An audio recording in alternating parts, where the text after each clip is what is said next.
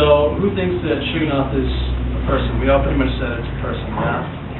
Who wrote down this book. Actually, Shigionoth is a word that is used to explain the way that the prayer or the psalm is being given. It is basically how was it worded? I gotta look at how it was worded.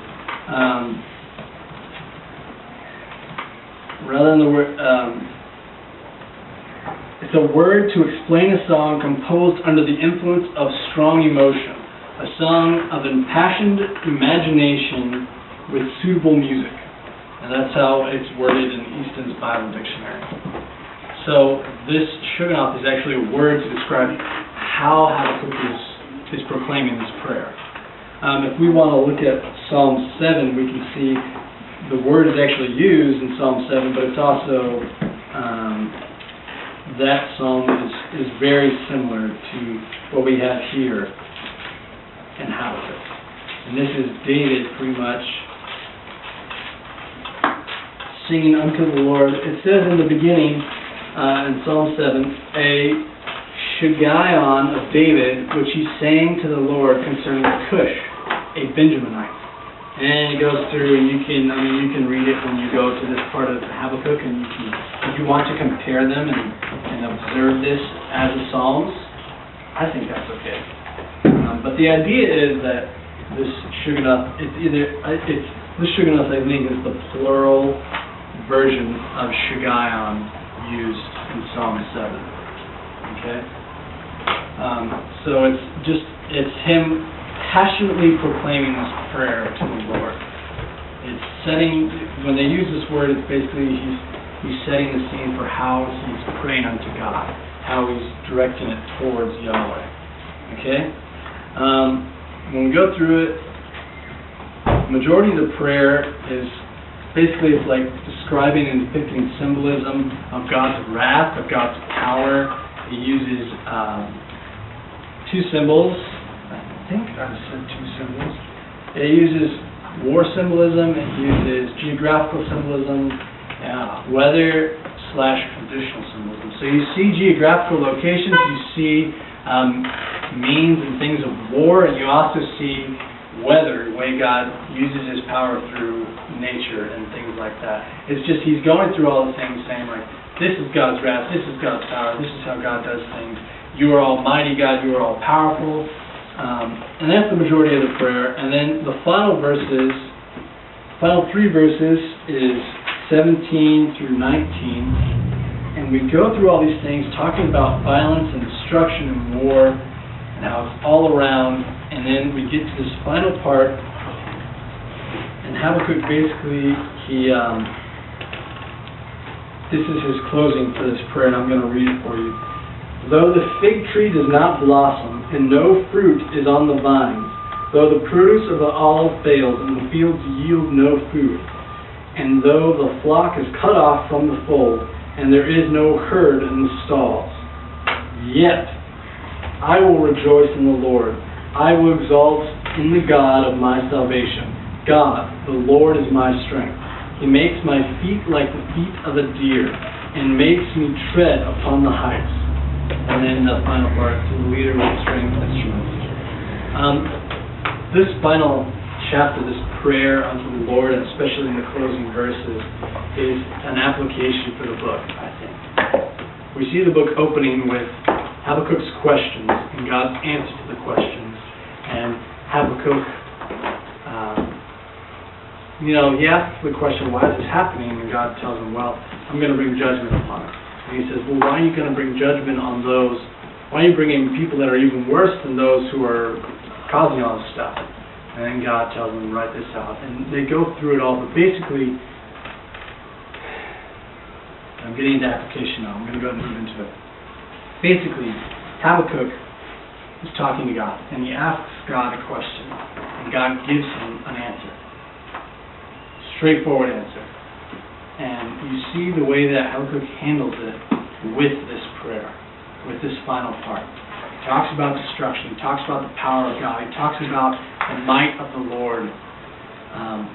And then he says in the very end, I will trust in the Lord no matter what happens. Though everything else fails, though there is no fruit in the land, though there is no provision, I will rejoice in the Lord, for He is my strength.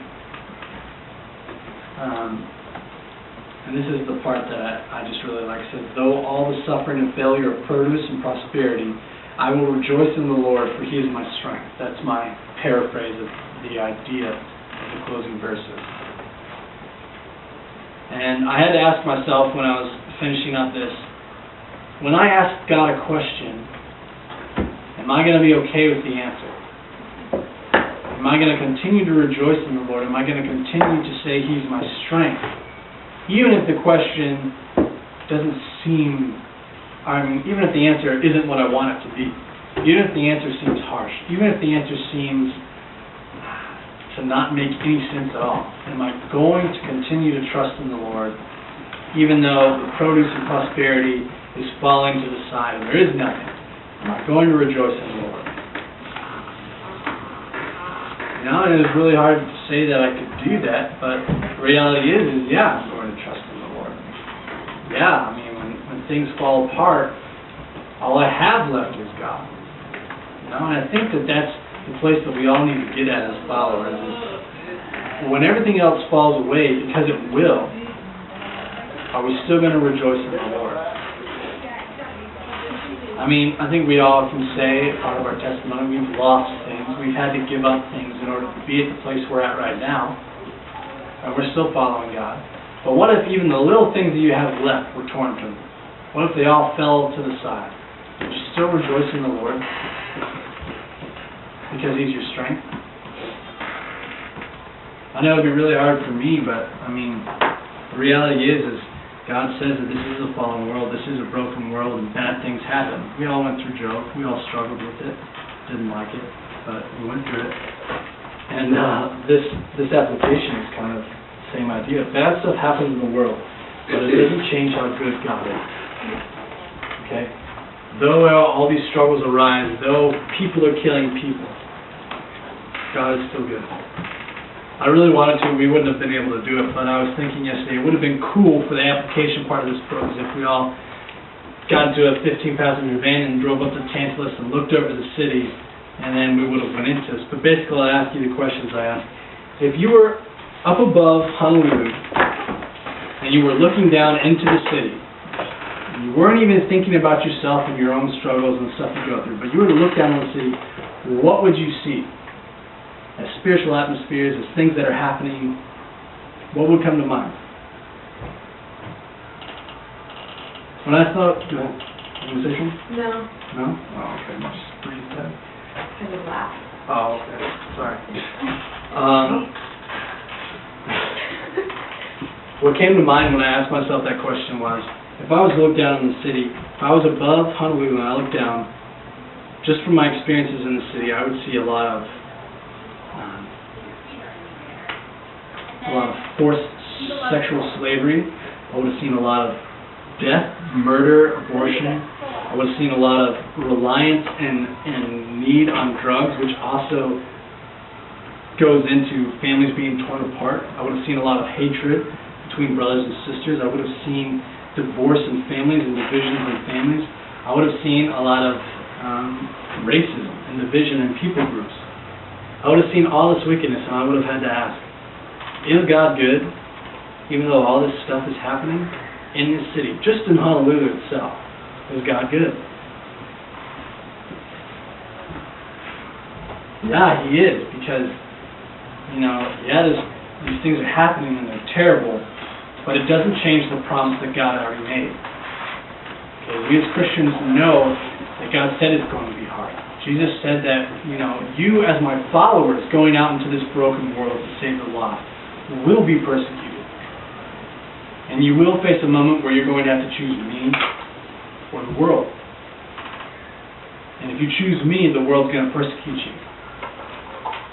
But it doesn't change my promise to you. Everything will be made, everything will be redeemed.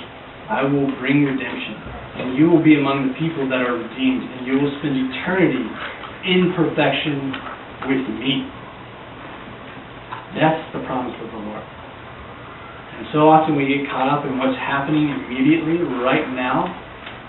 We're not willing to step back and look at the bigger picture of the promise of redemption. Keep that in mind when you go through the book. Whether it be Assyrians, whether it be Babylonians, whoever it is that's oppressing. It may seem dark, it may seem bleak, but remember the promise of redemption. Okay, that's all I have for the book of Habakkuk.